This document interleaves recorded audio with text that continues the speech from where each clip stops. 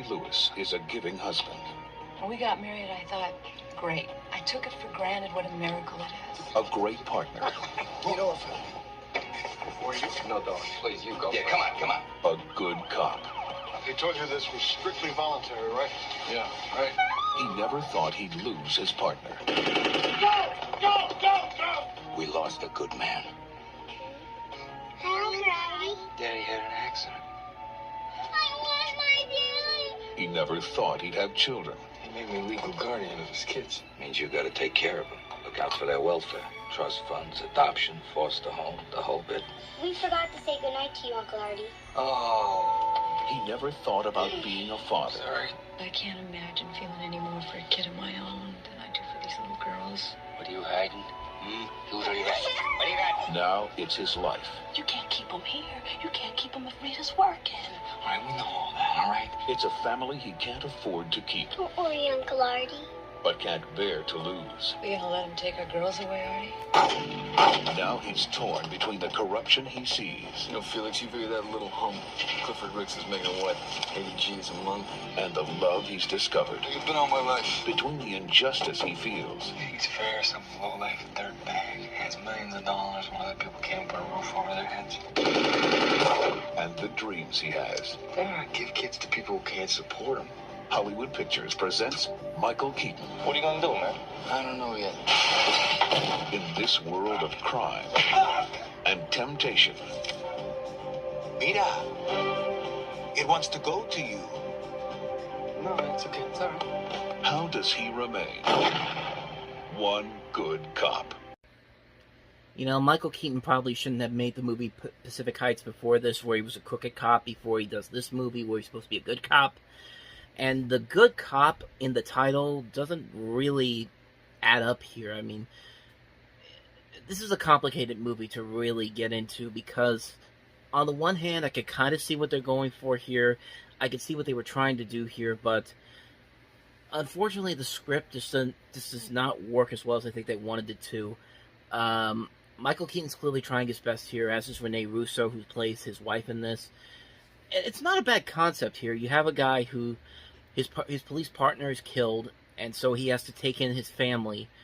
And there's a lot there that could be done here, but it's one of those movies where it tries to do the typical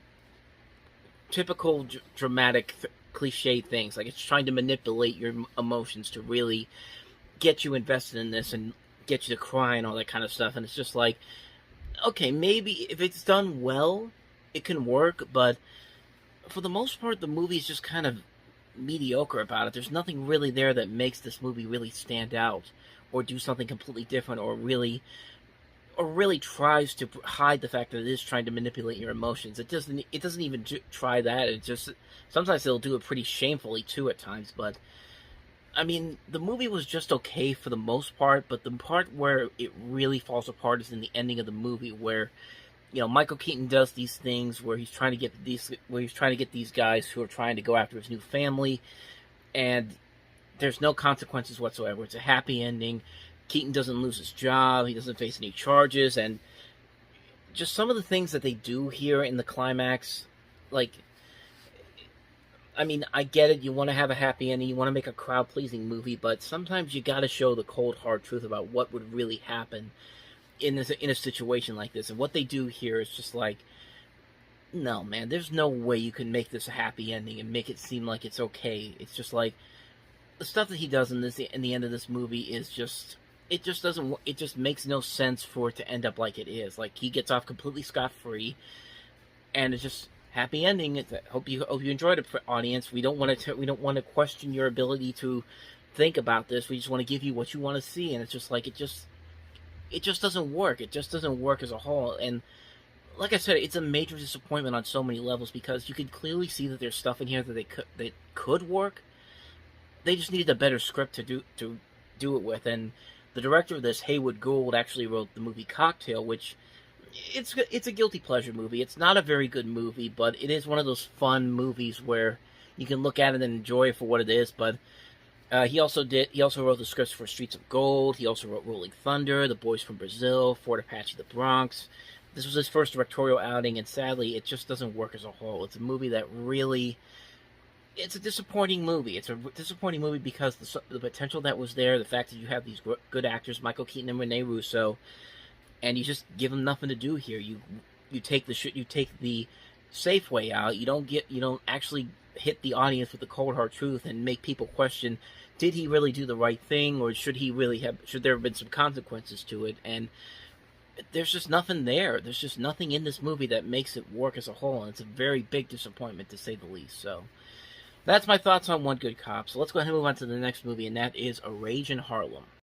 Thank you for making me provident, for not putting obstacles in my way, such as women. In New York City, somewhere above 125th Street, something big is going down. There's gold in Harlem. The squarest guy in town. I'll have a milk, please. The coolest guy around. Give me your money. I don't think I would cut you, Baron. Have mercy, son. And a very dangerous woman. Excuse me, but do we know you? Not in this lifetime. Oh! In one outrageous night, they're going to turn the town upside down and start a rage in Harlem.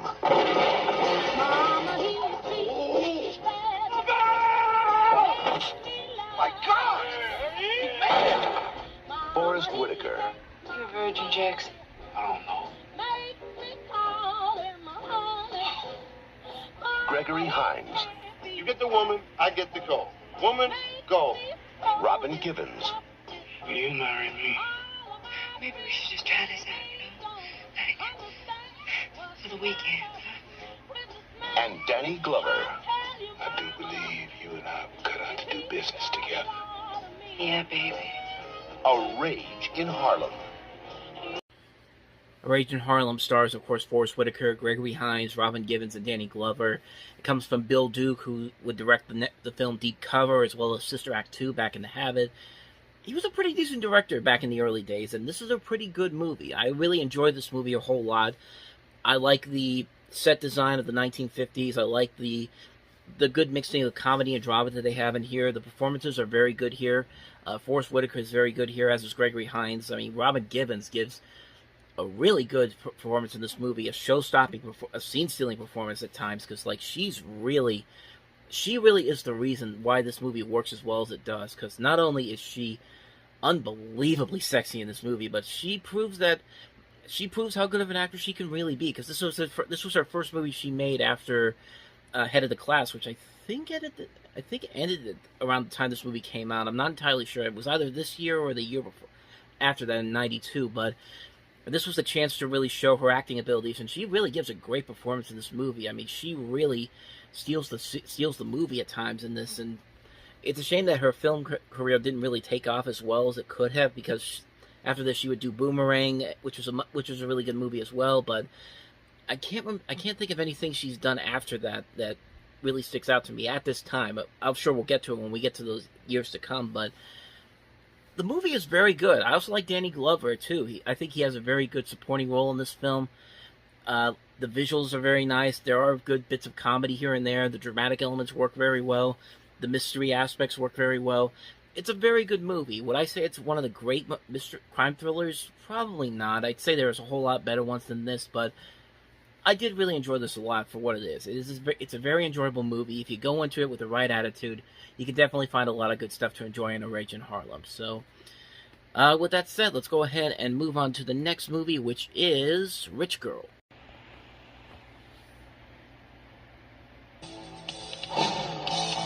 He's hot. He's dangerous. He's wild. Come on, Courtney. He's not exactly what your daddy has in mind. Hold on. He was everything she wanted. Hey, let me. What? Your hands like this? You're crazy! And the last thing she needed. How do you write all those songs? Get turned on by something. That new waitress is definitely off limits. You seem to hit the jackpot. What are you talking about? Your little girlfriend is Marvin Wells' daughter. You lied to me. Why? I didn't lie to you. What comes next, Courtney? You gonna go hooking on Hollywood Boulevard?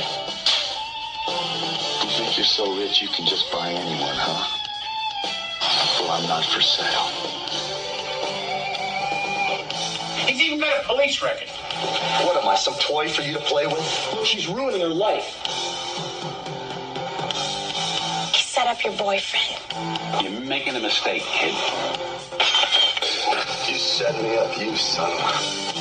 Don Michael Paul, Jill Scholler. His music brought them together. Now nothing can keep them apart. Rich girl. Well, she's a rich girl, and she's gone too far, because you know it don't matter anyway, because she can rely on her old man's money. She can rely on her old man's money. And if she was a rich girl, she'd have all the money in the world. If she were, it's yada yada yada. Okay, I covered Hall and Oates, and I covered Gwen Stefani. So, rich girl. Yeah, I don't remember too much about this movie. It's a weird movie. That trailer itself doesn't really work as well as I think they wanted to, because I don't think they really understand that both Don Michael Paul and Jill Scholler don't really have a whole lot of good chemistry to their relationship in this movie, and it's just kind of like, okay, what's the point of this? Like, what am I supposed to get out of this? There's nothing really here that makes me think that, yeah, this movie definitely deserves to be seen on a big screen, and it's just like, no, not really. This is a movie that was shelved twice by several different studios, and then they finally put it into a limited release, and nobody really saw it after that, and you can kind of see why. There's just really no chemistry between the two leading actors in this, and the story just doesn't really work as well. It's like trying to be like a mix of Romeo and Juliet meets like a musical, something on the lines kind of like Desperately Seeking Susan or Vision Quest, where we have the Madonna musical numbers in the background, and there's just nothing really there. There's really nothing there to make this really stand out on its own. It's a movie that's just kind of like, it exists, and that's pretty much it. Like, really, I really don't remember a whole lot from this movie, and you can kind of see why from that trailer. The trailer doesn't even sell the movie well at all. It doesn't really... It tries to sell this upbeat teen dramedy in a type of way, but there's not really a whole lot of comedy to it whatsoever, and it just doesn't work. It just doesn't work as a movie overall. It just doesn't really work. Like, I keep saying that, but that's kind of how I feel about this movie. So, that's Rich Girl for you. So let's go ahead and move on to the next movie, and that is Truly, Madly, Deeply with Alan Rickman.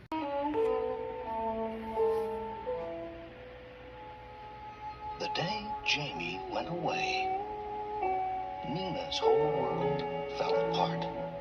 It's tragic. 1 minute he has a sore throat, then he's having an examination, the next moment he stopped breathing. Then, without warning, he came back.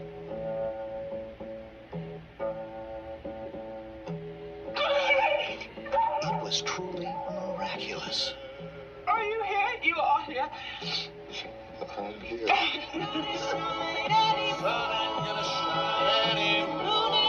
Didn't die properly. Maybe that's why I can come back.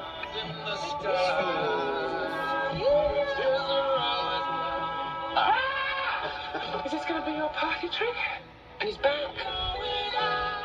But then what? This is Freddie. This is Pierre. Some of the guys wanted to come back to you. You telling me that there are dead people in my living room watching videos? 5 easy pieces or Fitzcarraldo. But living in the past, Was it like this before?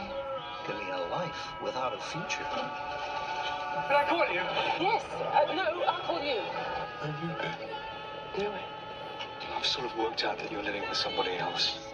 How can she choose between the man she truly, badly, deeply loved Can't believe I'm doing this. and another man I love basically everything. Music, curry, I can practically recite the complete words of art. truly, madly, deeply alive? I've got to be somewhere else. It's very complicated. Darling, I don't want you to go. I don't know what I want. Truly, madly, deeply. Interestingly enough, this was directed by Anthony Minghella, who this was actually his first movie he had made in 12 years, because prior to this, his last movie was made in 1978. It was A Little Like Drowning, and of course he would later go on to win an Oscar for directing films like The English Patient, and then he would do stuff like The Talented Mr. Ripley, Cold Mountain, and Breaking and Entering before he passed away in 2008. And he does this movie. It has Alan Rickman, the late Alan Rickman, and Juliet Stevenson. And in some ways, this kind of feels like a little bit like Ghost in a way, at first. but then you see all the other ghosts in here that come out and get involved in the situation here, and you also have the Juliet Stevenson character falling for another man while she's also being haunted by her late husband, or boyfriend, I should say. They weren't really husband, and they weren't really married in this, but I saw this a couple of years ago, and I didn't think it was all that bad. I actually thought it was pretty good for the most part. It really is something different from Alan Rickman, who at the time was starring in all these villain roles. He wasn't really it was very rare to see him in a performance where he wasn't the bad guy. And here it is right here, and he's actually playing it very well. You do believe the chemistry between him and Juliet Stevenson and the complicated situations that she puts herself into with this ghost that keeps following her and this new guy that she falls in love with. And it's an overall pretty enjoyable movie. I like the way that it plays with your expectations. It doesn't really go the same cliched little thought premise that you might think it go into, but it is a pretty good movie. It's a very fun film, a very well-made film. If you like Anthony Minghella's later works like The English Patient, Cold Mountain, that type of stuff, definitely give this one a shot. It's definitely a very underrated film in my opinion. So with that said, let's go ahead and move on to the last movie, which I cannot remember at the top of my head, and that is The Ballad of the Sea Cafe. Academy Award winners. I don't know your name. Vanessa Redgrave. He's an evil man, Cousin Lyman. He's evil. Keith Carradine. I come to ask you to marry me. And Rod Steiger. Your heart is as hard as the horns of Satan. In a love story unlike any you've ever seen. I not pronounce you man and wife.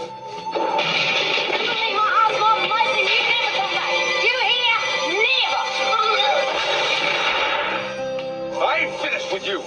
Just you remember that. I ain't finished with you. Every lover knows that deep in his soul, his love is a lonely and solitary thing. The Ballad of the Sad Cafe. Or The Ballad of the Sad Cafe. Yeah, I've got nothing on that one. That was my fault. But, so you have Vanessa Redgrave, you've got Keith Carradine, you got Rod Steiger, Earl Hindman from Home Improvement is also in this, and the director of this is actually the antagonist from Ace Ventura: When Nature Calls. The villain of that movie is actually the director of this film. That's pretty much all I got for you, because I've never seen this movie, honestly, but, doesn't seem like it's that bad. I mean, it's a movie that looks like it's kind of like an anthology, kind of, which is based off of different stories from this book called The Ballad of the Sad Cafe. And it's an Ismail Merchant film. Merchant Ivory, of course, produced this, and this is kind of what I expect from Merchant Ivory, honestly. But yeah, like I said, I haven't seen the movie, so I can't really comment on it. You also got Austin Pendleton in it, Lanny Flaherty, Ann Patonak, Cork Hubbard. Yeah, like I said, that's really all I got for you, because I haven't seen the movie. I can't really comment on it, but I can say that it did come out this weekend, and just basically mark another one off the list, quite honestly, because I really have nothing else to say about it since I haven't seen it. But like I said, it could be something good, but maybe one day I'll definitely check it out. But I'm not in a rush to see it right now. So that's my early thoughts on the Ballad of the Sad Cafe, just by going off of that trailer alone. He was the movie's #1 special effects man. Now, he's retired. My kid says you can create any illusion you want to. But a special request. You want to bait a trap and make him think that the girl is alone, except it won't be the girl, it'll be me. Has got him rocking with the punches. Rolling into danger. You'll be in and out of the place before you even break a sweat. There's a miracle working on the effects, man. With guys There's someone else in the room who don't like him hanging around. Hey, Raleigh. Are you going to hang around here all night? Great bloody timing, Leo. Raleigh and Leo together again. Let's get one thing straight. McCarthy and I were never pals. For what could be the last time. Why don't you just leave this to NYPD? because somebody else in the department could be involved in this thing. So what do we do now? First, we have another drink. They have a very strange effect on each other. 5 years I finally got you. And a very special effect. Shouldn't believe everything I say. On everyone else. Gotcha. You're going the wrong way. Brian Brown, Brian Dennehy, nobody does them better. FX2. Yeah, like I said, I don't even think a lot of you people really know what the first FX is. I can't even say the name right, but the first FX movie was made in 1986. It also starred Brian Brown and Brian Dennehy, and it was pretty much the same thing as this movie, where you have a designer of film special effects being an action hero. And that's pretty much it. I mean, that's pretty much all I remember from the first movie. And the second one here, it is pretty much just the same thing as the first movie, quite honestly. And it's like, I guess in a way, it's kind of it's not really that the movie is bad or anything. It's just a movie that I saw it once, and I never really had anything interesting to say about it afterward. That's kind of what I felt like with the first movie.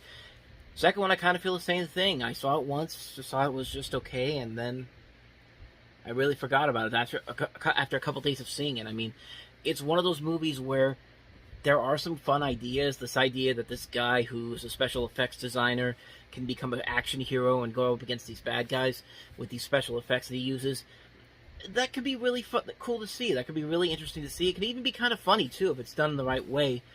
But yeah, like I said, these movies don't really have that effect on people as like other action films do. There's just kind of like, it's there, and then you see it, and it's just like, you forget about it the next couple of days. It's like vapor. It's like vapor going through your ears. It's just like, well, that happened, and it's just like, okay. I mean, that's really all I could say about this movie. I don't hate these movies. They're just movies that don't leave a lasting impact to me, quite honestly, and I think a lot of people would agree, because I don't think anybody really ever talks about these movies for anything special, and that's all I really have to say about it. I mean, I wish I had some more to say on it to be a little more descriptive about what I see here, but they are what they are. They're movies that they're there, they come by, and then a couple days later you automatically forget about them. That's pretty much all I could say about this movie, unfortunately. So, yeah. That's FX2 for you. So, with that said, let's move on to the next movie, and that is Blake Edwards' latest comedy, Switch. Hey, Margot. I'm kind of surprise party Sunday night. Oh, yeah? Steve Brooks was never content with just one woman. Or two. Or three. God knows half the women in town could have killed him for being such a womanizer. One did.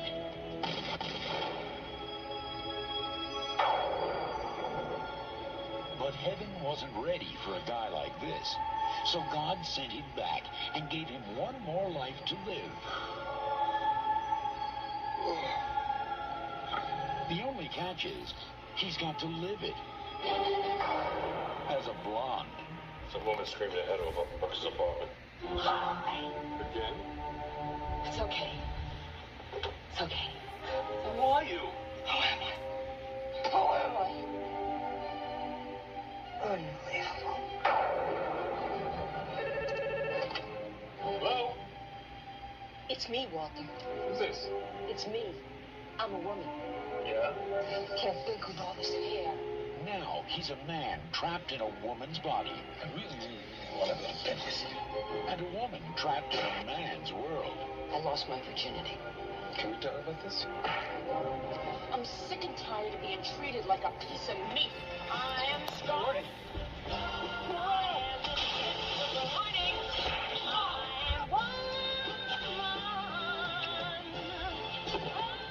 It really is you, isn't it, Steve? Yeah! Switch.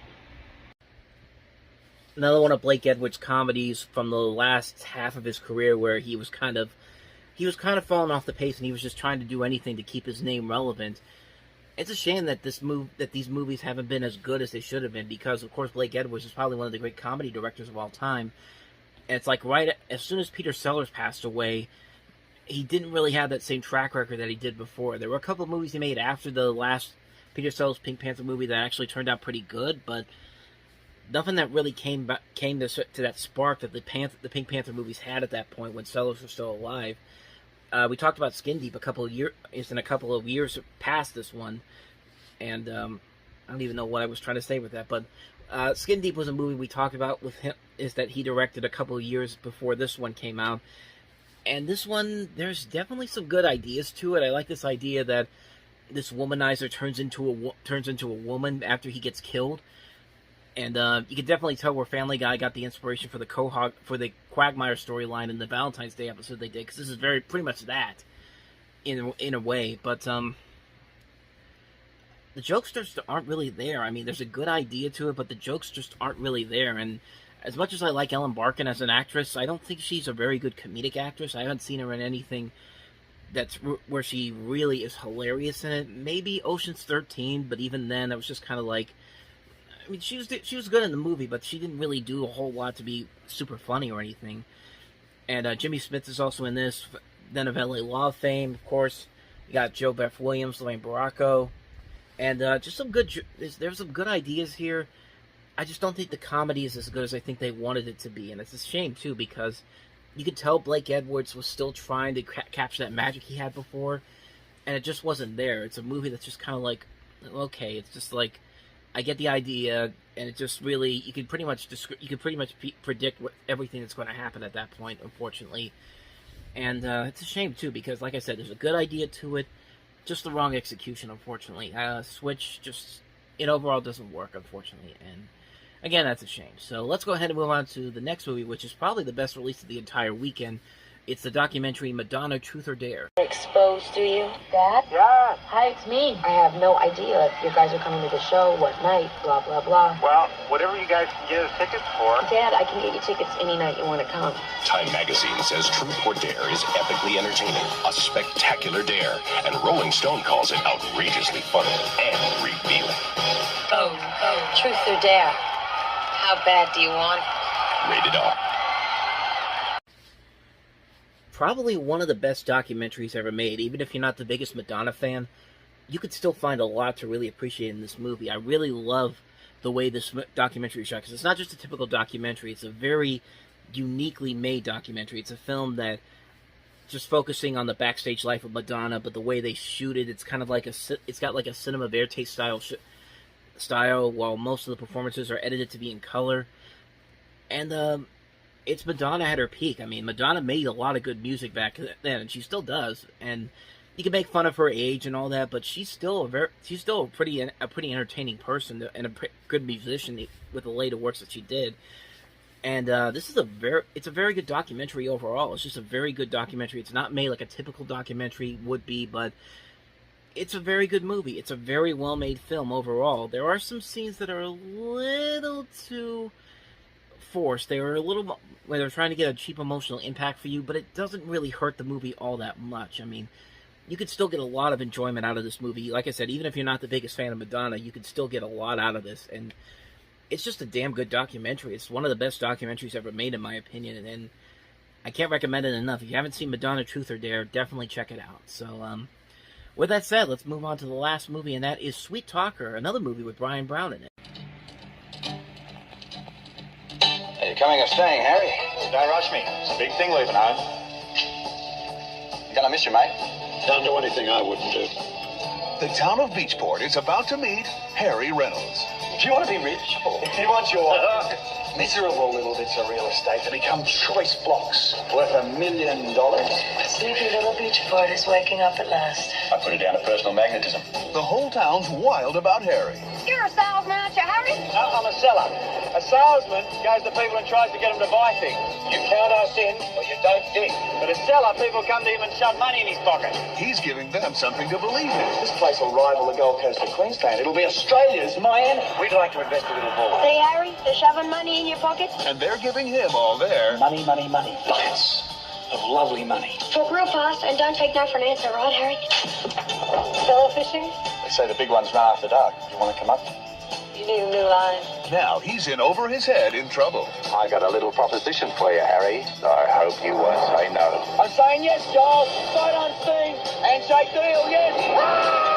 Harry, I've come to invest. Invest? I've got $30,000. 193,000. And head over heels in love. You like it here, Harry? Better than any place I've ever been. Now, this is very good, this scheme of yours. It's not a scam. Scheme. I said scheme. I've checked your record, Harry. You're on parole. Time to leave, Harry. Sweet schemes. I wasn't going to take your money. Oh, no, just everybody else's. Sweet dreams. Look at this town, Harry. You breathe life into it. You let something loose here. Brian Brown, Karen Allen, and introducing Justin Rosniak. You're better than you think you are, Harry. Sweet talker. How fitting that we have a show that starts off with a Brian Brown movie, and we're ending the show with a Brian Brown movie. This one is obviously not quite as well known as FX2, although that's debatable about FX2. I still can't get the title right. But at least Sweet Talker at least looks like a decent movie. I haven't seen it, so I can't really comment on it. Doesn't really look like it has anything that truly makes it stand out. It seems like kind of a formulaic premise to it. And, you know, honestly, that could probably be a good thing about it. It's a movie that I think is a crowd pleaser. And I think it's a movie that, when you really look at it, we can all use a little crowd-pleasing movie that doesn't feel like it has to be grand or epic or anything in that kind of way. And from the trailer of this, that's what I'm getting a lot from in this movie, and I mean, it could be right up my alley. It might be one I definitely would want to check out one day, especially with Brian Brown and Karen Allen in it. But I can't really comment on it again because I haven't seen the movie, but the trailer for this one definitely has more interest in seeing this than it would, say, FX2 or even the first FX again. But, so yeah, that's my thoughts on Sweet Talker for you. There are two types of people in this world. Those who like Neil Diamond and those who don't. What is the crisis, Bob? My ex-wife loves him. Just when patient Bob Wiley was making progress, Dr. Marvin, you can help me. Dr. Leo Marvin was making other plans. As of this afternoon, I'm taking my family on vacation until Labor Day. But Leo's vacation is about to become Dr. Marvin! Bob's therapy. Oh, I really appreciate this. I do not see patients on vacation, ever. We just got to figure out a way to work around your schedule. 2 to 4, 3 to 5, Monday, Wednesday, Friday, Saturday, and Sunday. I don't want any of you letting Bob into this house. He's a sweet guy. Could we invite Bob over for dinner? Would you like some more chicken, Bob? Hey, this is so scrumptious. Will you stop that, please? Now, while Bob is getting better, Roses are red, violets are blue. I'm a schizophrenic, and so am I. Leo is taking a turn for the worse. Oh, you're angry. No, I don't get it. You're upset. Relax, Leo. Take a vacation. I'm on vacation! Touchstone Pictures presents Bill Murray. Hello, I'm Bob. Would you knock me out, please? And Richard Dreyfuss Don't you understand? This man is crazy. in a totally insane comedy. You've turned a perfectly peaceful house into an insane asylum. Get out! Why'd you need to kick Bob out of the house? He's not gone. That's the whole point. He's never gone. Is this some radical new therapy? You see? What about Bob? What are you doing with the rifle? Death therapy, Bob. It's a guaranteed cure.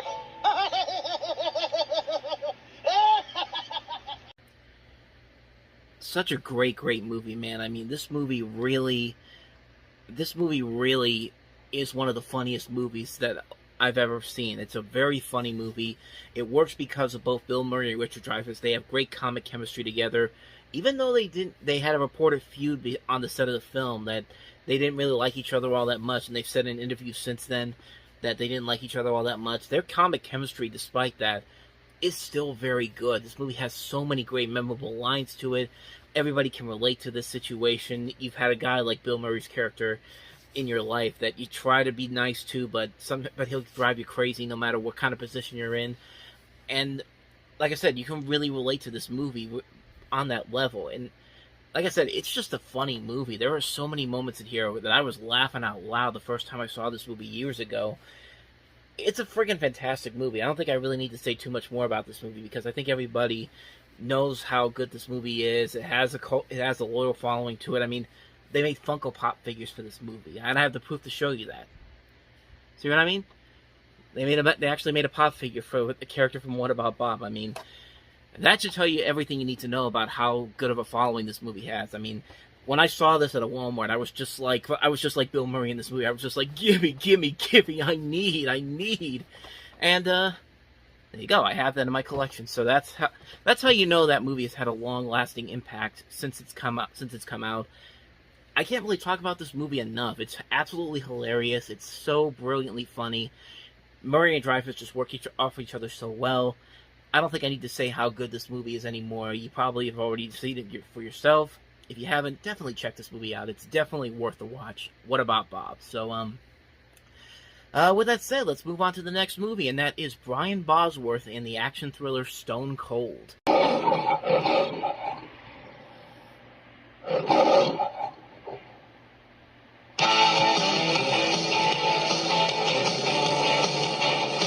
Brotherhood.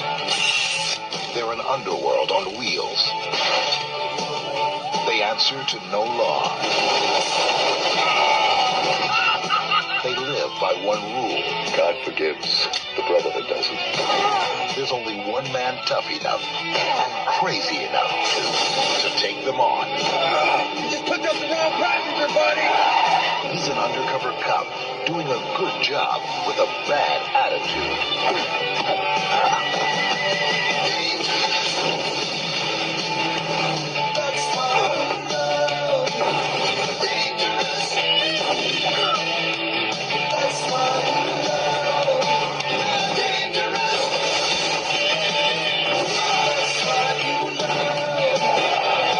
If you're on the wrong side of the law, he'll leave you stone cold.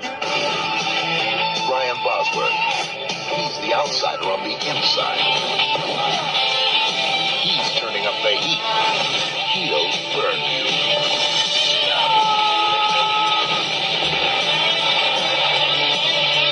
Stone Cold.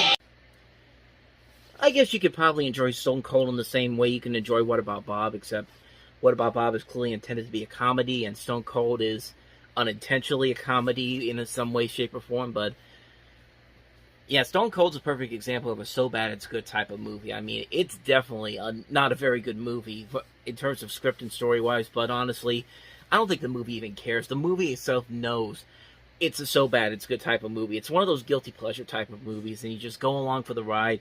It makes no sense whatsoever. There are no consequences whatsoever at the end of this movie.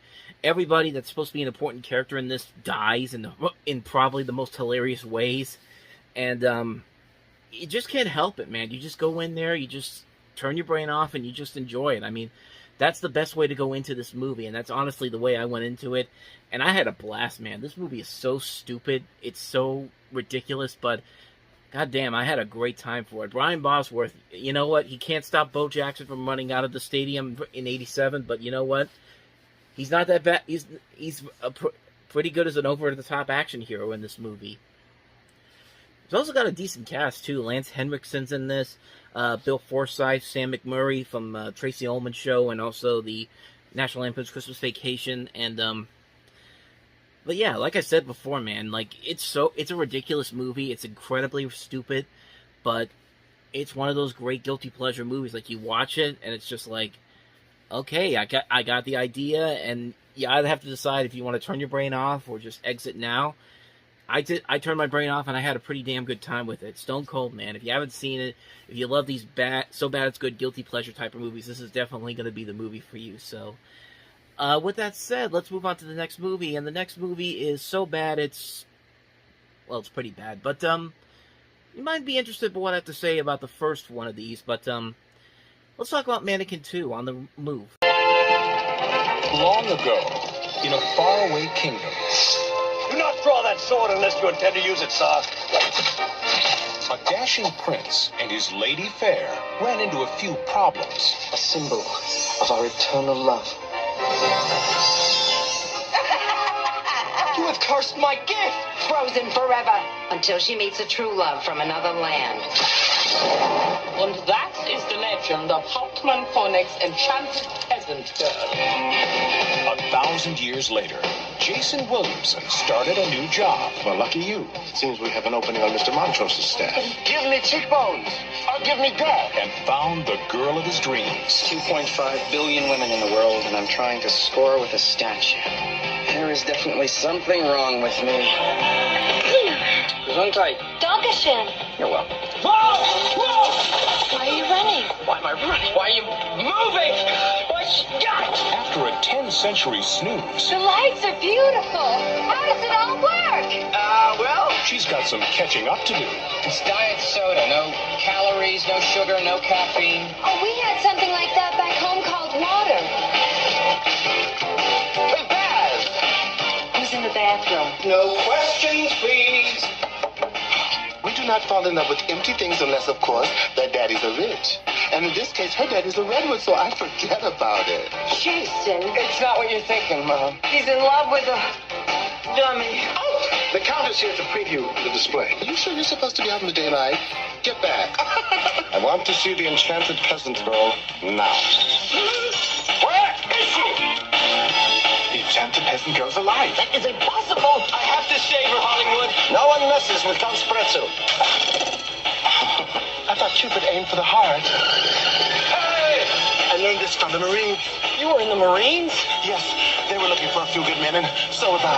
Jason, come on! Mannequin on the move. Stranger things have happened. Where have you been all my life? So it's controversial opinion time. I didn't hate the first Mannequin. I know a lot of people did. I know it didn't make a ton of money at the box office in '87, but everyone kept saying it was a bad movie. I watched it, and honestly, I didn't hate it. I thought it had a good charm to it. Andrew McCarthy and Kim Cattrall had some good chemistry. There were some fun moments between them. It's a ridiculous movie. It has that great theme song, Nothing's Gonna Stop Us Now. It's a silly movie. It's completely over the top and ridiculous, but I don't know. I had fun with it. I mean, I don't know what to say. It's one of those things where it's just like, I should hate this movie, but I really didn't. I really didn't hate that movie as much as I thought I was going to. Second one, not so much. I think this is exactly what everyone thought I thought the first movie was going to be like, except it's even worse. This movie just doesn't work. It takes that little bit of charm that the first movie had and just throws it out the window to make a cash grab sequel that has nothing to work for it. The chemistry between the two leads in this one, Christy Swanson, William Ragsdale, it's just not there. They take this over-the-top element and just put it into an insane new level. And the movie can't even decide if it wants to take place in the same world as the first film, despite the fact that two people from the first film are back in this one. But they decide to not have one of the actors play the same character from the first film. I mean, so what's the point here? Is this supposed to be a solo sequel or what? I don't know what's going on. The jokes aren't funny. The ancient mythology thing that they added to this is laughingly bad. You got Terry Kaiser from Weekend at Bernie's who's doing nothing but mugging for the camera because you know what? He did it in Weekend at Bernie's and it worked, except that Weekend at Bernie's knew what it was supposed to be, just like the first Mannequin knew what it was supposed to be. But it doesn't work here, and it's just like, it's as bad as you think it is. It's nothing like the first movie where they actually do kind of surprise you a bit with a film that's kind of charming. But in this, there's just nothing here. It's a bad movie. The comedy doesn't work. The script is all over the place. The chemistry doesn't work. It's a bad movie. It's definitely one of the worst films that came out in '91. Give the first Mannequin a chance. Go into it with an open mind. You might find yourself enjoying it. But avoid Mannequin 2 like the plague. Just avoid it. It's a terrible, terrible movie. So let's go ahead and move on to the next movie, and that's the foreign film Anti-Danielle. Urgent. Recherche personne sérieuse. 3 premières semaines de juillet pour garder dame âgée. Référence exigée. Après La vie est un long fleuve tranquille, voici Tati Daniel, le nouveau film d'Étienne Châtilliez. Tati Daniel, vous ne la connaissez pas encore, mais elle vous déteste déjà. Sorti le 4 avril. Or Tati Danielle, if you're going by the trailer. I really don't know anything about this movie. Apparently it's a black comedy. It's about this woman who is a childless woman of an army colonel. Her family goes on an extended vacation, leaving her in the care of this younger woman, and I guess they have a back-and-forth matchup, though many turbulent episodes, these two women develop a love-hate relationship. I'm reading this directly from Wikipedia because, like I said, I have no idea this movie even existed until I looked it up, but I mean, I don't know. I mean, I don't know what it's trying to be. Maybe it is trying to be like kind of a Home Alone, Don't Tell Mom the Babysitter's Dead type of comedy, but I can't really tell from it because I only found that one trailer on YouTube and that's about it. So I can't really comment on it. But I acknowledge that it exists and it came out on this day. So there you go, Auntie Danielle or Tati Danielle, depending on where you're watching this from. Let's go ahead and move on to the last movie, and that is John Cassavetes' Opening Night. You're a woman. Now, you're not a woman anyway. You're a beautiful woman. You are. I was kidding. Now, you see, you have no sense of humor. I told you that. It's a tradition. Actresses get slapped. It's a tradition. I love you. I want you to be good. But I hurt you. Well, then you're going to have to let me slap you. Huh? Won't work if you don't. So this is a weird one. I thought this was a movie that came out at the time period of 1991, but this is actually a re-release of a John Cassavetes film that he directed back in 1977. The premise of this is that Jenna Rollins plays a stage actress who she witnesses the accidental death of one of her fans, and after this, she's haunted by this ghost of the woman, which causes her to have this massive nervous breakdown as she's getting ready to premiere in this Broadway play. And, you know, honestly, this has actually sounded like a pretty good idea for a movie. It's a pretty interesting looking movie from the little bits of clips I've seen online. So yeah, this is one I might definitely check out one day. It's nothing, I haven't seen it, so I can't really comment on it right now, but this idea and the premise does sound pretty promising, and everyone keeps saying that Jenna Rollins really steals the show in this movie, and you also have Ben Gazzara in here. Cassavetes himself stars in this as well. Like I said, it definitely has a lot of promise to it, so one day I might definitely check it out, because this sounds like a really good movie that could be very entertaining. But for the moment, it's the movie that came out well, it's already been out, but it was re-released on this weekend, so I'm acknowledging it here. Definitely looking forward to checking it out one day, because it sounds like a really good movie. So, there you go, John Cassavetes' Opening Night.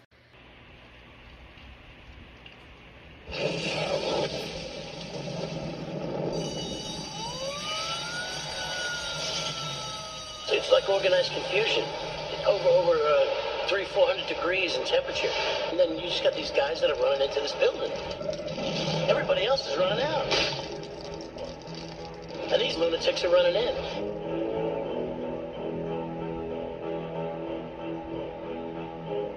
Is that a real Chicago fireman's outfit I see on you? It's in the blood, Willie.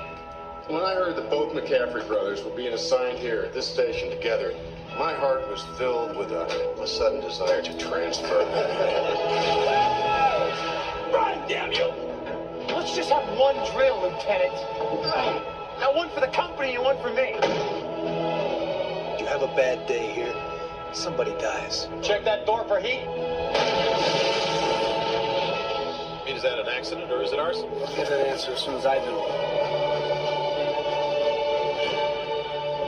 We're starting to get the feeling that your office is dragging out this case.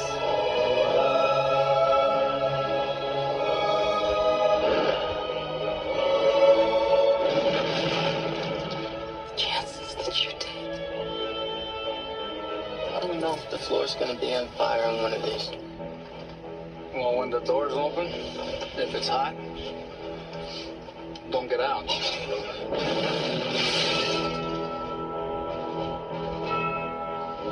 Show me a fire truck. So you punched out a window for ventilation. Was that before or after you noticed you were standing in a lake of gasoline? You shouldn't have had him up there in the first place. You burned him, Steven! Got a stone killer trying to make a point.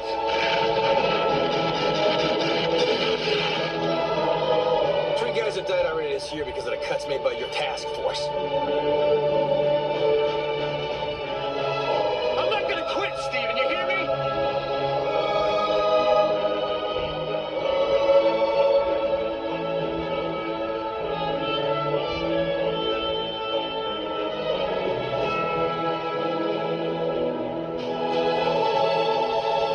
Is there something about these deaths that you're not telling me?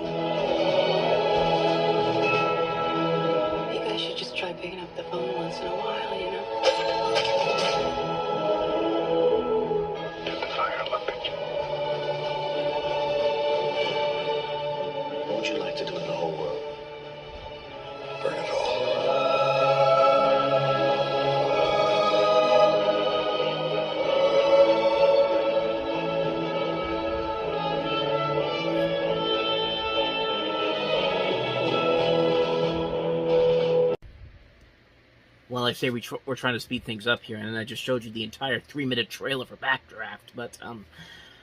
But you know what? It's worth it, because Backdraft is a pretty damn good movie. Mostly for the visual effects. The effects in this movie, the fire scenes in this, are just phenomenal. I mean, this is a movie that's over 30 years old, and watching these scenes again, where these actors go in here playing firefighters and having to deal with this real fire, is just like, man, this is still intense after all of these years. I mean, this just goes to show you how sometimes how most of the time practical effects really do work. They really do work a lot better than just CG effects. I mean, you feel like you're there with these firefighters. Like, these scenes get so tense and so thrilling that you can't get help but invested in it. You're just so into what's going on there, and I think that's really one of the strongest aspects of this movie. That being said, the performances in this movie aren't bad. They're actually, for the most part, pretty good. You got Kurt Russell, you got William Baldwin, Scott Glenn, Jennifer Jason Leigh, Rebecca De Mornay, Donald Sutherland, and Robert De Niro. And all of them are doing a pretty good job. I think my favorite performances out of this movie were of Kurt Russell, Jennifer Jason Leigh, and Rebecca De Mornay.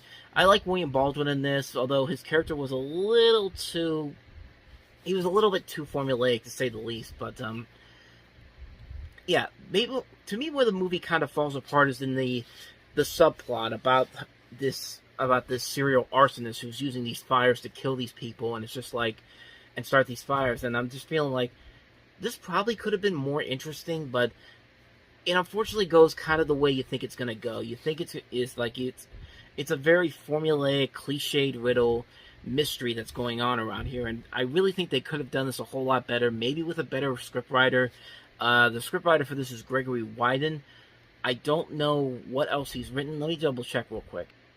Well, that would probably explain it. He wrote the first Highlander movie, so and Highlander, Highlander, the first Highlander isn't all that bad. Highlander 2, however, that's a whole other story altogether. We'll get to that later in the year, but yeah, overall, that subplot about the serial arsonist and how he uses these fires to do his murders and all that could have been a whole lot better with a better script.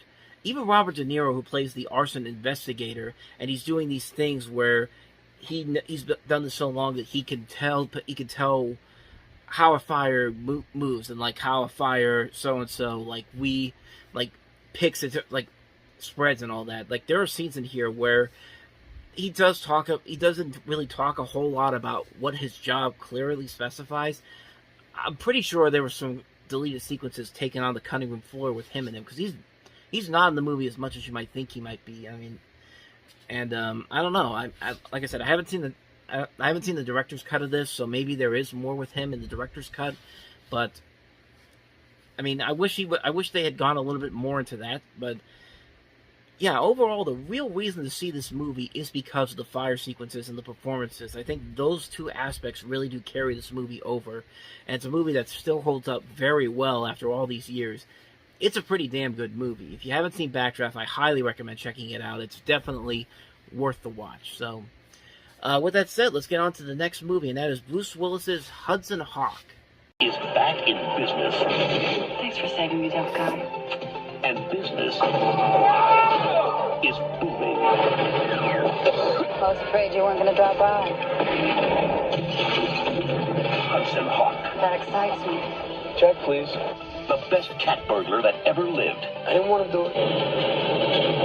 All I wanted was a cappuccino. But he can't retire. Maybe nobody told you. I quit stealing. If he wants to keep on living. This is a brand new tuxedo! Watch your step. Hold your breath. Hang on for dear life. And catch the Hawk. Good plan, Junior. Bruce Willis, Danny Aiello, Andy McDowell, Hudson Hawk. Yeah, this is one of Bruce Willis's biggest misfires ever. I mean, this is a movie that has a good idea to start off with. It's like the idea of this action comedy type of thing that they're doing, and it starts off pretty well. There's a great sequence where Bruce Willis and Danny Aiello are these robbers, and they're singing Bing Crosby's "Swinging on a Star," and is at the beginning of the movie, and you think to yourself, okay, this is actually kind of amusing. I think they're trying to do something like those 60s parody spy movies or something like the Pink Panther in a way. But unfortunately, the movie really just has a hard time figuring out what it wants to be. Like, how slapstick silly are they going to get with this? Or how serious are they going to take it? The balance between the tone of what they're trying to do here just doesn't work very well. That being said, there are some funny moments in here. I'm not going to lie. There's a part with the villains of the film, Richard E. Grant and Sandra Bernhard, where Bruce Willis is like dancing around with Sandra Bernhard, and like Richard E. Grant puts a knife near his crotch, and he's just starts with this high-pitched voice and goes, "Well, I always wanted to sing like Frankie Valli." Like that stuff like that does work, but you really have to sit through a lot of terrible jokes. There are some really bad jokes, specifically centered around Richard E. Grant and Sandra Bernhard, who are just like, they don't really know how to play these characters in this movie. It's like, just be loud and rambunctious and over the top, and that'll be funny. And it's just like, well, that doesn't really work like that. And I mean, really, this whole movie really had some potential to it. You can see the potential there, but unfortunately, they just don't show it on the screen. It's just like, there's just so much there that just doesn't really fly. The blending of both Daniel Waters of Heather's fame and Stephen E. D'Souza, who would later write Sudden Death and Street Fighter, their writing ability just doesn't work together. And this is a real major misfire for Bruce Willis, who really was on a roll at this point. And then he made a couple of misfires like this and The Bonfire of the Vanities, and kind of like petered off his career a little bit. But yeah, Hudson Hawk is one of those movies that it could have been something amazing, but unfortunately it just isn't. It's a movie that is one of the biggest misfires of 1991, one of the biggest misfires of all time, and sadly it shows on screen. It just can't find the right tone of what it wanted to be, and occasionally you'll get a decent laugh here or there, or an impressive moment, but overall, yeah, it's a really lackluster movie to say the least. So, with that said, let's move on to the next movie, and that next movie is Thelma and Louise. And Louise are going fishing. How come Daryl let you go? Because I didn't ask him. I left him a note.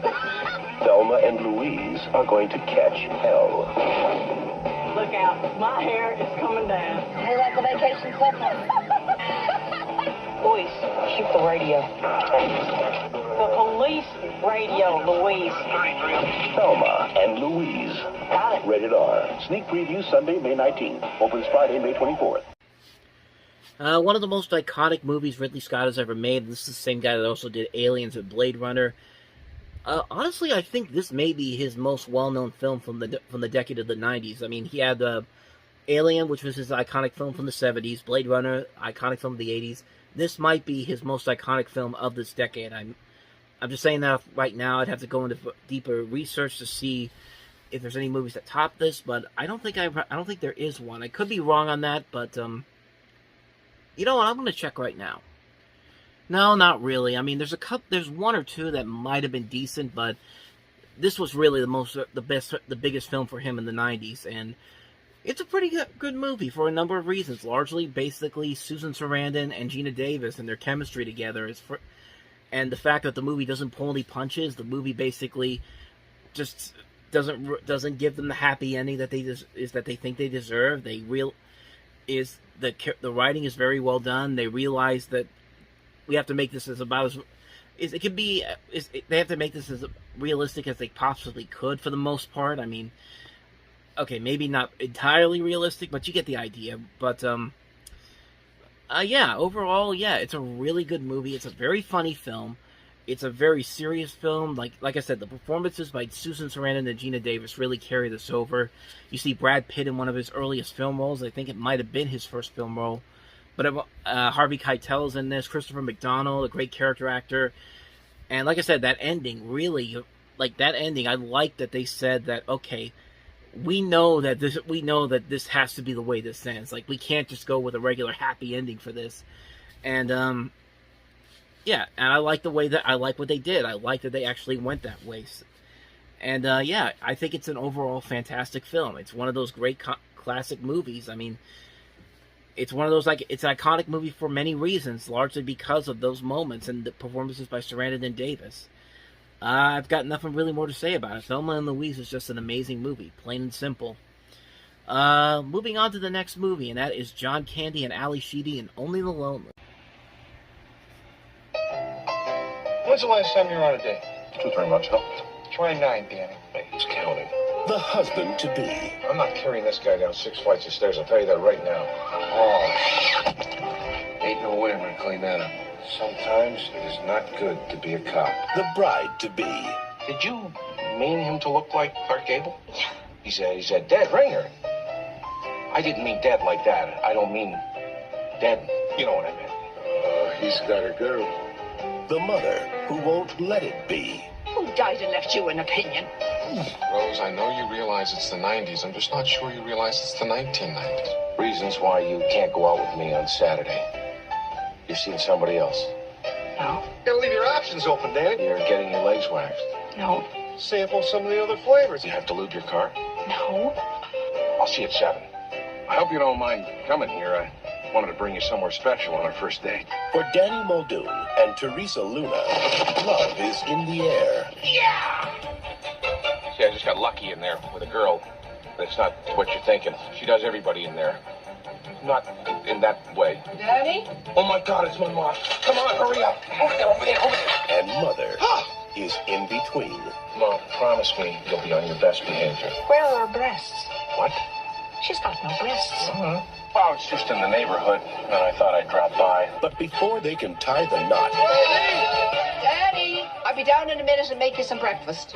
Oh, that'll be nice. He has to untie the apron strings. I'm 38 years old. I don't need this.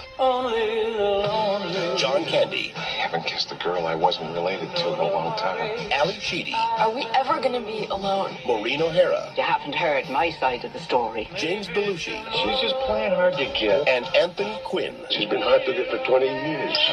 That's really hard to get. Only the Lonely. From John Hughes and Chris Columbus comes a comedy for anyone who's ever had a mother. You think John Hughes and Chris Columbus knew when they were making this movie that Home Alone would be such a big success that it would still be in the top 12 when this movie came out? I mean, Home Alone was still, I think, number 11 in the box office at the time, and then this movie comes out, and hopefully Fox was not expecting this to have that same success factor as Home Alone did, but I will say this, Only the Lonely is actually a really damn good movie. It's a movie that I don't think a lot of people really give a whole lot of credit for. It's the first movie John Hughes made. I take that back, because Career Opportunities came before that. The second movie John Hughes made after Home Alone became such a big success. And it's a really good movie. Like Career Opportunities, it's a very underrated film. It shows John Candy giving one of his more... still a very funny performance, but a more sincere performance. Like, he's not doing the typical shtick that most comedians of his type would do at this time. Like, he's not doing Uncle Buck again. He's actually giving a legitimate performance that works very well. I like his chemistry between his mother, Maureen O'Hara, and also his girlfriend, Ali Sheedy. The cast overall here is great. You got those three, plus you also have Kevin Dunn, you got Anthony Quinn, you got James Belushi in this. And it's just a funny movie. It's a really funny, sweet movie. It's a movie that a lot of people, I think, overlook because I think they were expecting another Home Alone type of movie because it's the same people behind that film. But not everything can be like Home Alone. As much as John Hughes tried to stay away from that until after Home Alone and Home Alone 2 became successes. But this is a very good movie. It's a very well-made film. Maybe not quite as good as something like Career Opportunities, but it's still a very heartfelt movie. And it was one of John Hughes' 2 comedies in 1991 that were actually really good, because we'll get to Delirious later on when that comes out. But I really enjoyed this movie a lot. I remember watching it on DVD back in the 2000s and thinking, this is a very good movie. I can't believe nobody really talks about this, especially for Candy's performance. Because like I said, it's a bit different kind of performance from Candy that I've seen in other comedies that he's been in.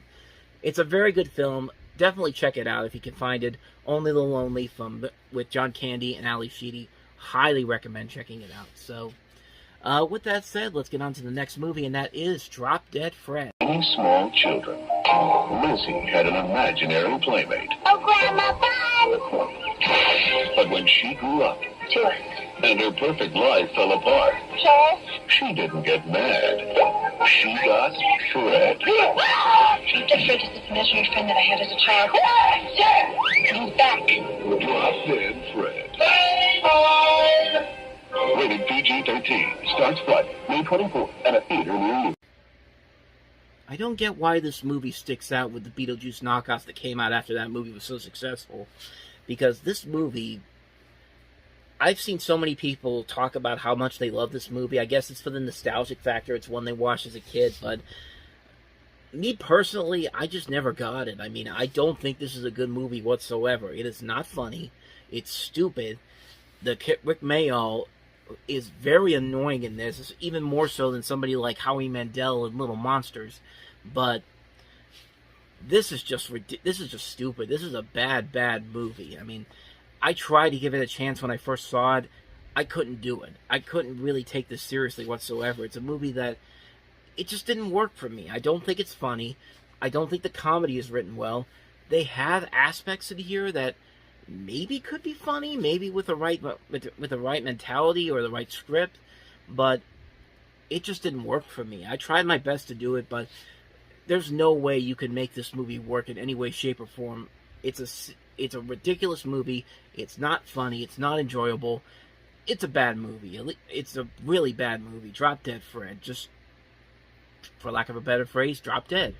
So let's go ahead and move on to the next movie, and that next movie is, I was about to look and see what it was, but I remembered it. Wild Hearts Can't Be Broken. What's your secret wish? What did you always want to be? In every girl's life, there are dreams of adventure, of romance, of greatness. But Sonora had a special dream. Who are you? Your new diving girl. No, you're not. A diving girl has to be strong. A diving girl has to be brave, fearless, a showman. But I can do it, because I can do anything. Good. You can get out of here. I'm not going to leave until you give me a job. Go on, get. Have a good trip. She was ready to face the challenge, but not alone. There's the tower. The horses haven't get far? Nope. Just the riders. Yeah, you really think you can do it, huh? Sure. If Dr. Carver ever gives me a chance. You can mount that horse while he's moving. I'll let you train to be a diving girl.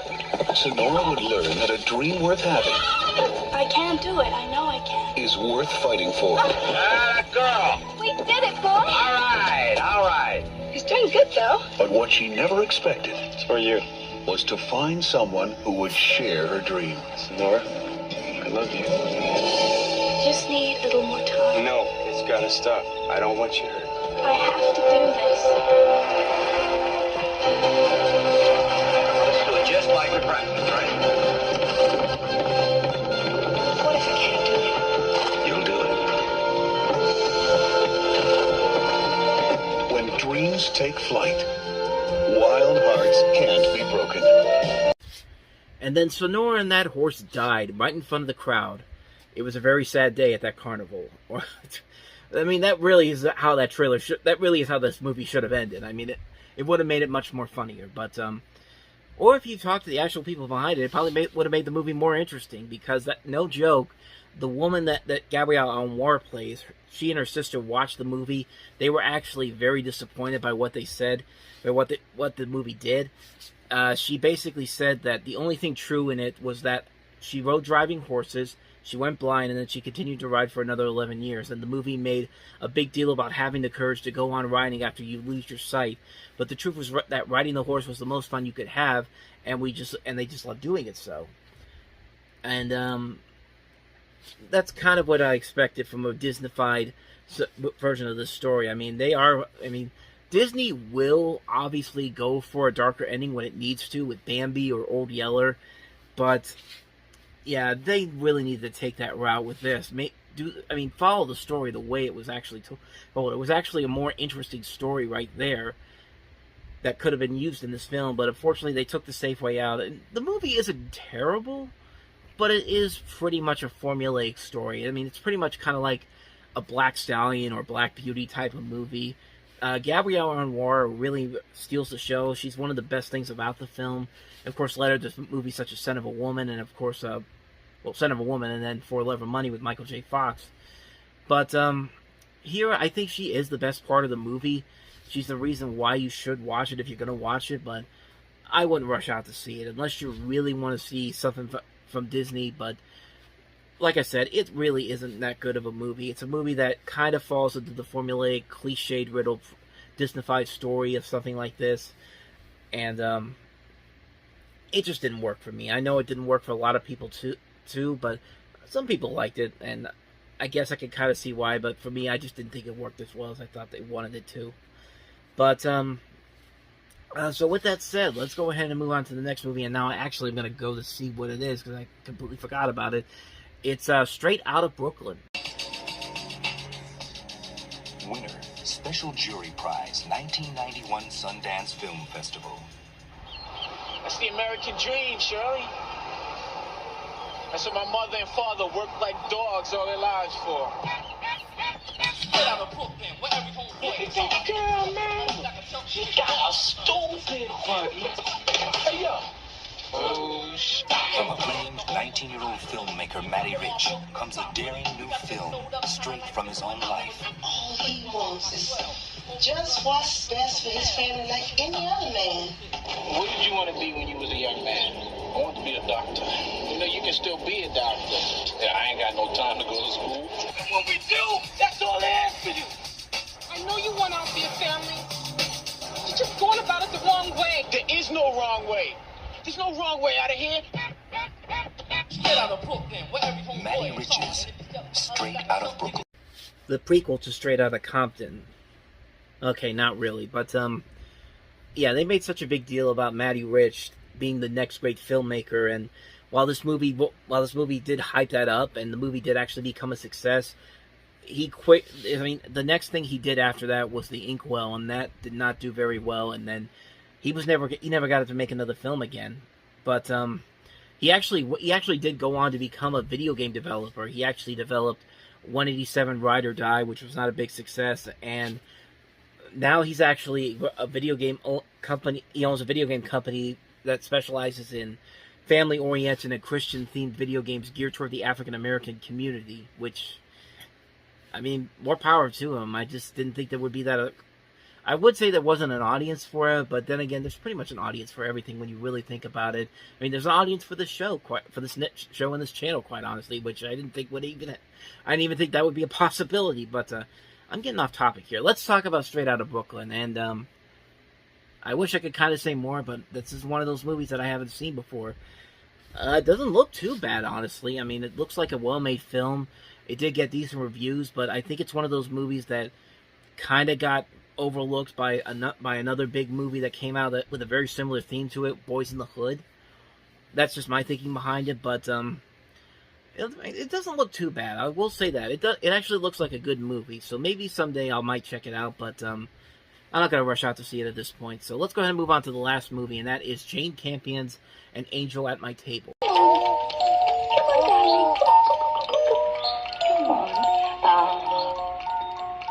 She was to become one of the world's great storytellers.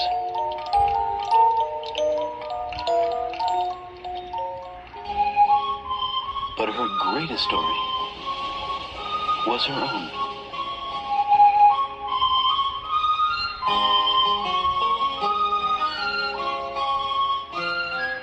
From acclaimed director Jane Campion comes an extraordinary film about a most remarkable woman.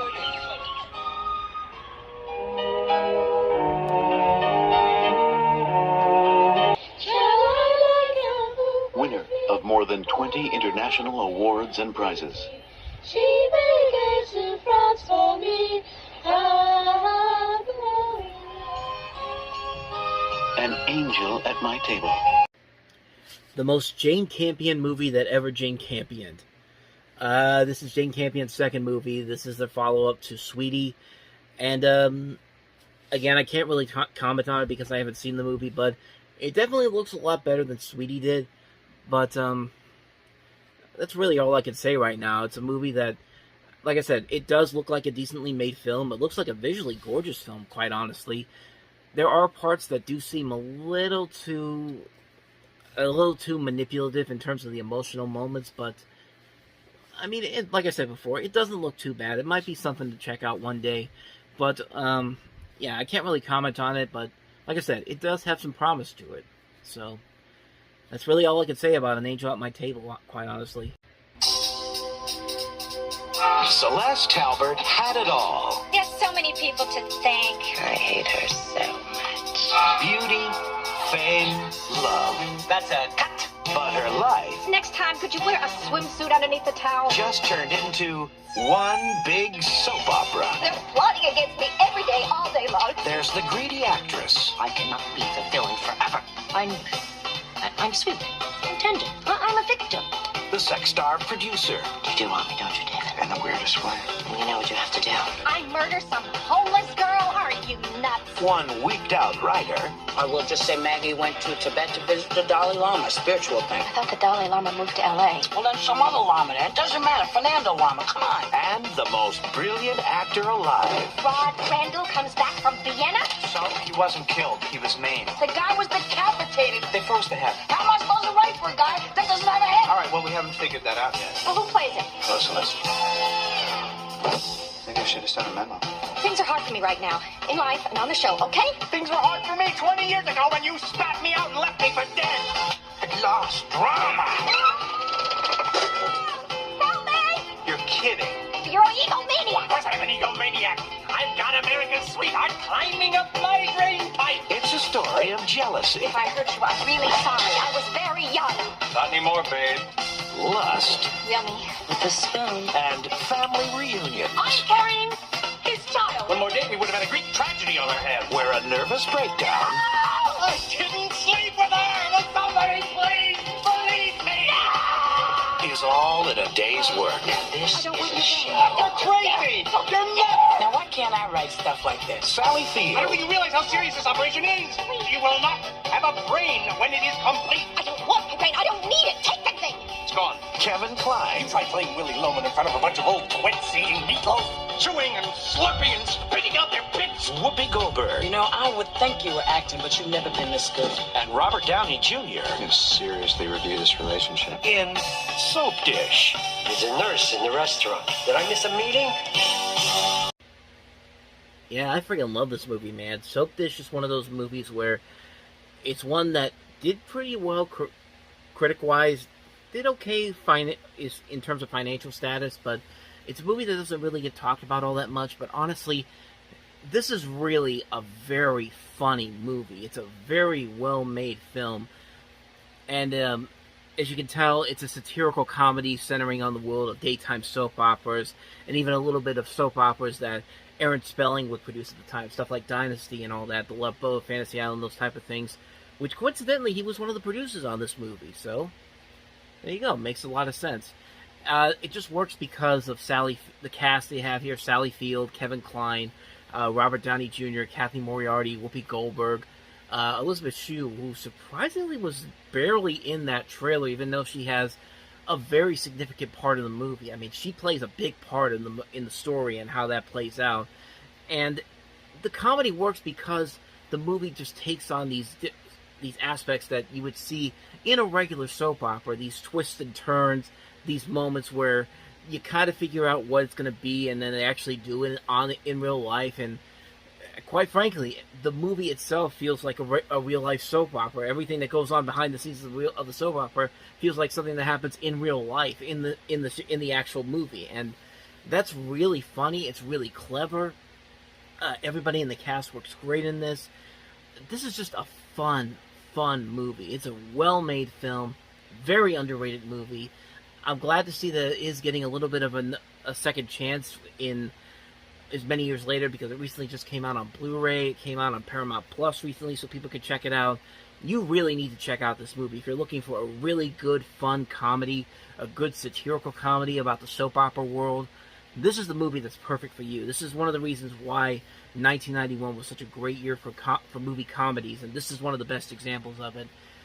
Soap Dish, man, it's a freaking fantastic movie. I love it so much. And with that said, let's move on to the next movie with a comedy that's nowhere near as good as this movie is. It's Andrew Dice Clay's concert movie slash whatever it is. It's weird. We're going to talk about Dice Rules. Holy mackerel. You believe this, Noodles? You know, watching this, people won't understand I wasn't always like the way I am now, you hear? I hear you. I mean, it wasn't always the leather jackets with the cigarette hanging out of my mouth, you hear? I hear you. It was different, you follow? What? What do you mean, what? Well, you said you follow. What do you mean you follow? Well, how far you want to take this thing? All right. Let me explain. You see, let's say you're over there. You hear? I hear you. Now you're walking down this way. You hear? I hear you. Now somebody's behind you. What are they doing? Following you. You hear? I hear you. Now the kind of follow I mean to Noodles, it's like when I say, hey, Noodle, you follow? What I'm really saying, in other words, is, you understand? You hear? I hear you. All right, so like I was saying, it wasn't always shitting chicks. It wasn't always playing Madison Square Garden. It was a different kind of show. It was a peep show, you hear? Yeah, if you weren't laughing at any of that, this movie ain't gonna do you any favors, too. Even though the movie, it's a weird situation. I guess what he's trying to do something like Eddie Murphy did with Eddie Murphy Raw when he starts it off with when they started off with the little short at the beginning that shows a young Eddie Murphy doing stand-up comedy for the first time, and then the rest of the movie is just the stand-up special he does. But there's a major difference between that and this movie. For one thing, the opening in Eddie Murphy Raw was really funny, and the movie that followed after that, the concert special, and that was funny. There's nothing in here that's funny. I mean, Andrew Dice Clay, I don't think he's really that funny. I've seen him be a good actor in movies. I've seen him be good in stuff like Blue Jasmine and A Star Is Born, but that's later on down the road. Here at the peak of his popularity, you can kind of tell why this comedy doesn't really work, especially for someone like me. I'm very specific with my terms of comedy. Like, I'm one of those people that think misery makes for great comedy. Like, bad luck makes for great comedy. And slapstick, I like slapstick comedy. I like screwball comedy.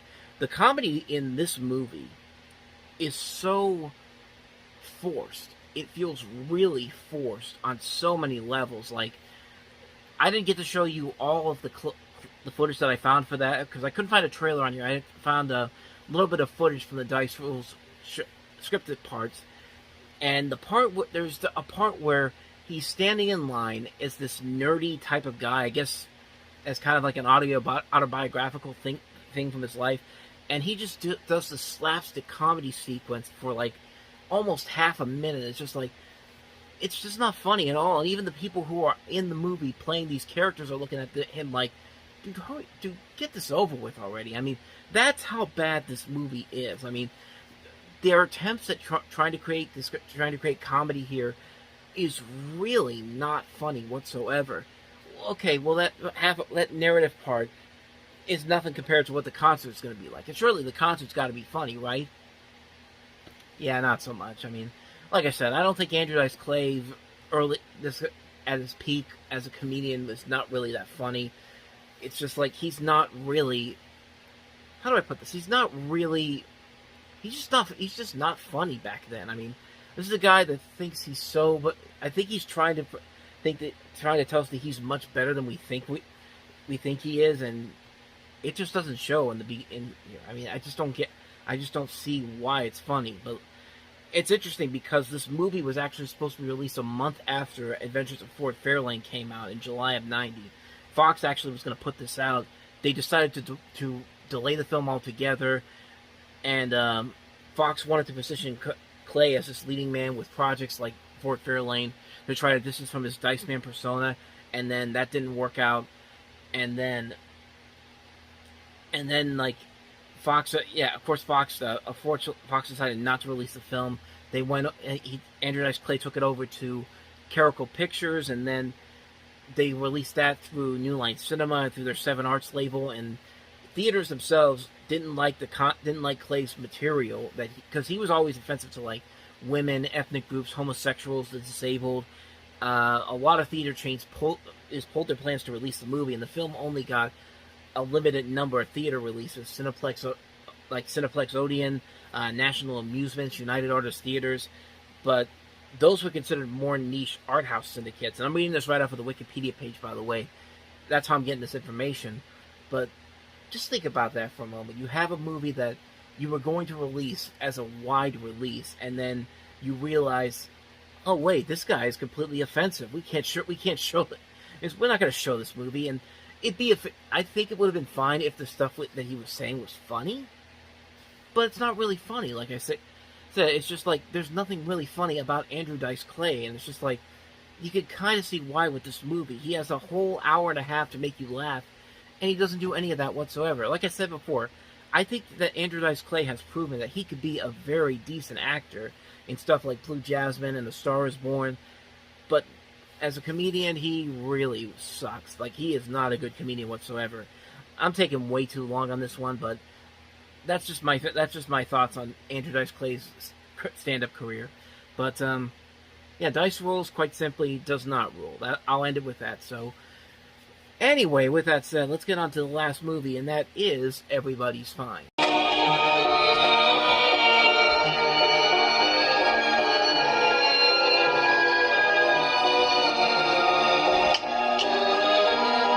Stanno tutti bene.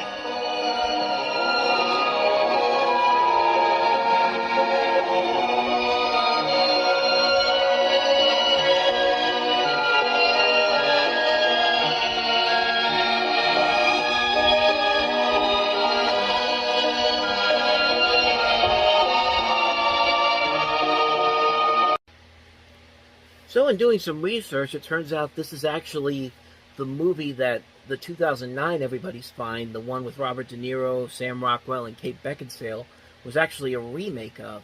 They did that with an American setting and have Robert De Niro in the Masiello Mastroianni role. And I did like that one, the 2009 one. I thought that was a very good movie, so I was curious to actually check this one out with Masiello Mastroianni playing the guy in the movie, the main character in the film. And I gotta say, the remake is actually really good. Like, it's a really good, well-made film. Mastroianni gives a great performance in here. I think the rest of the cast here is very good. The real thing that made this movie stand out to me was the music by Ennio Morricone. I mean, it's a great score that he adds to this movie. Like, in that little scene I showed you right there, you can just feel the power of that score going into the scenes in the movie. And it just works really well. It's a really good, well-made story. It's a good script. It's a great cast led by Mastroianni. I'm glad I finally got to see this movie. I mean, I had no idea that this was actually related to the 2009 film, and I can kind of see why now. I can definitely see the elements they took from this movie and put it into that one. I like both versions. I still would say that I like the other one better because that's one I've seen more times, but this is actually really good. This is a really good movie. If you haven't seen it, definitely check it out. It's Masiello Mastroianni's Everybody's Fine. It's from 1990. And while you're at it, go ahead and check out the Robert De Niro one from 2009. You might be pleasantly surprised at how both of these are very good.